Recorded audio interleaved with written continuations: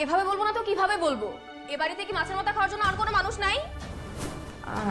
মানে সব সময় তো মাছের মাথা তোমার ভাইজানকেই দেয়া হয়, কারণ রাফাত তো মাছের মাথা পছন্দ করে না। তুমিও কাটার ভয়ে কখনো হাতও দাও না। আর মারও তো বয়স হয়ে গেছে, মাও এখনো পছন্দ করে না।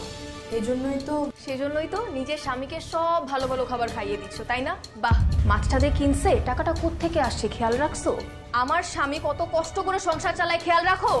হ্যাঁ রাকা, জানি তো ঠিকই বলেছে, একটা সংসার চালাতে কিন্তু অনেক কষ্ট হয়।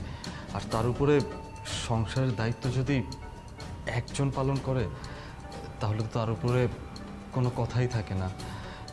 রাফাতের কষ্টটা আমি বুঝি। বুঝলে নিজের মুখে একটু লাগাম দিয়ে রাখতেন ভাইজান। আচ্ছা, আপনার কি একটু মনে হয় না মাছের মাথাটা রাফাতকে দেওয়া উচিত ছিল? তুমি একদম ঠিক বলেছো জানি। আসলে এই মাছের মাথাটা রাফাতের খাওয়া উচিত। তুমি এক কাজ করো, মাছের মাথাটা উঠিয়ে রাখো, রাফাত আসলে রাফাতকে খেতে দিও। ছি ভাইজান, আপনার এই এটো করা মাছের মাথা খাবে আমার স্বামী? দেখো, যাদের জন্য জীবনে এত কিছু ত্যাগ করেছো তাদের কাছে তোমার অবস্থানটা কোথায় একবার দেখো। এই কারণেই তো অকৃতজ্ঞ মানুষদের সাথে থাকতে ইচ্ছে করে না। আমাকে বলেছিলাম না যে এদের সাথে থাকতে গেলে দম বন্ধ হয়ে আসে। এইসব ঝামেলা আমার একদম পছন্দ হয় না। তোর থাকতে মন না চেয়ে তুই থাকবি না, তোকে তো কেউ আর জোর করে বেঁধে রাখে নাই। ঠিক আছে, আমরা চলে যাবো।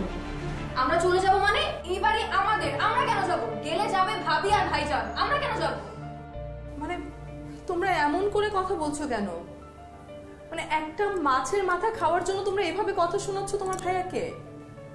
অথচ এই মানুষটাই একটা সময় এই ফ্যামিলির প্রত্যেকটা মানুষের জন্য কত কষ্ট করেছে, এই সংসারের পুরো ঘানি একা টেনেছে। সেই সময়ের কথা ভুলে যাবো আগে। তোমার